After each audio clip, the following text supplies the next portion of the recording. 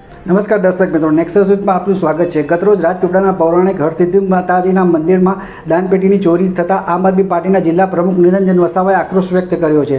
લાખો શ્રદ્ધાળુઓના આસ્થાના કેન્દ્ર સમાન હરસિદ્ધિ માતાના ધામમાં સુરક્ષા અને સીસીટીવીનો સદંતર અભાવ જોવા મળેલ છે। શું ચોકીદાર જ ચોર છે? રામ મંદિર બાદ હરસિદ્ધિ માતાના મંદિરમાં પણ ચોરી, મંદિરના વહીવટ પર ભારતીય જનતા પાર્ટીના નેતાઓનો કબજો છે। લાખો રૂપિયાના દાનના હિસાબ માટે ટ્રસ્ટ બનાવવાની માંગ કરવામાં આવી છે। ચેકપોસ્ટની જેમ હરસિદ્ધિ માતા પર 24 કલાક પોલીસની નિગરાની અને કેમેરા ગોઠવવા માટે અપીલ કરેલી છે। નર્મદા પોલીસ અને વહીવટીતંત્ર તાત્કાલિક ચોરીનો ભેદ ઉકેલે અને તટસ્થ તપાસ કરે તેવો એમનો આગ્રહ છે। તો આવો દર્શક મિત્રો, આ અંગે નિરંજન વસાવાએ શું કીધું તે આપણે સાંભળીએ। રાજપીપળા ખાતે આવેલું હરસિદ્ધિ માતાનું પવિત્ર દેવસ્થાન, આ દેવસ્થાનમાં ગઈકાલે રાત્રે ચોરી થઈ છે। જે અહીંયા દાનપેટી હતી એ આખી સ્ટીલની ખૂબ મોટી દાનપેટી હતી। એ દાનપેટી અહીંયા રાત્રિના દરમિયાન ચોર આવી અને ચોરી કરી। અહીંયા લાખો શ્રદ્ધાળુઓ અહીંયા ગાડી આવે છે આખા વર્ષ દરમિયાન, અને લાખો રૂપિયા દાનપેટીમાં પડે છે।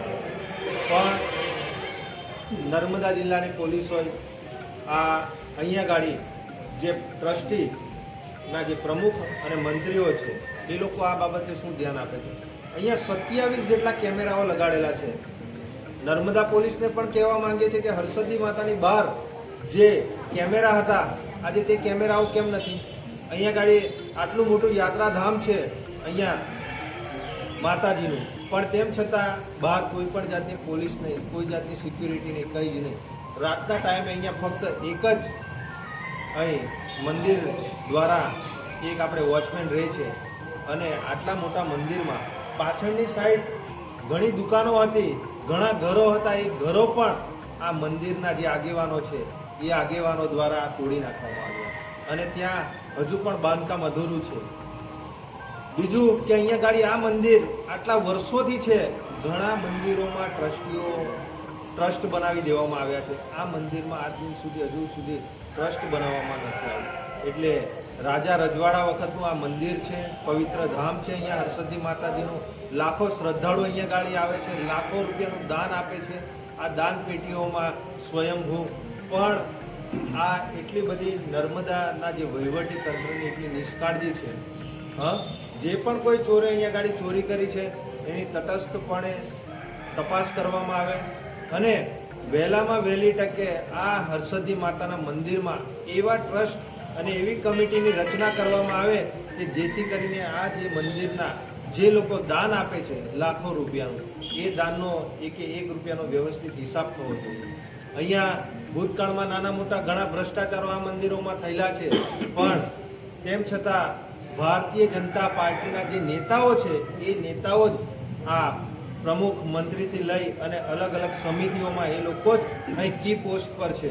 એ લોકો જ અહીંયા જે ગુજરાત હોય કે આખા દેશનો વહીવટ, અને ખાસ કરીને આ નર્મદા જિલ્લામાં આવેલું હરસિદ્ધિ માતાનો મંદિરનો વહીવટ પણ આ ભારતીય જનતા પાર્ટીના નેતાઓ જ કરે છે। રામ મંદિરમાં લાખો કરોડો રૂપિયાની ચોરી થઈ, હજુ તો તેનું નિરાકરણ નથી આવતું, અને આ હરસિદ્ધિ માતાના મંદિરે પણ આજે અહીંયા ગાડી આ દાન પેટીની ચોરી થાય તો શું ચોકીદાર જ ચોર છે? એક ચિંતાનો વિષય છે। આની નર્મદા પોલીસ અને વહીવટી તંત્રને પણ કહીએ છીએ કે તટસ્થપણે અહીંયા ગાડી તપાસ કરવામાં આવે, અને અહીંયા ગાડી 24 કલાક પોલીસની નિગરાણીમાં આ મંદિરનું આખું તંત્ર અને વહીવટી તંત્ર, અને અહીંયા સીસીટીવી કેમેરા પણ બહાર મૂકવામાં આવે, જેવી રીતે અલગ અલગ ચેકપોસ્ટો પર તમે મૂકો છો। એવા નિરંજનભાઈ વસાવા, આમ આદમી પાર્ટી, નર્મદા જિલ્લા પ્રમુખ।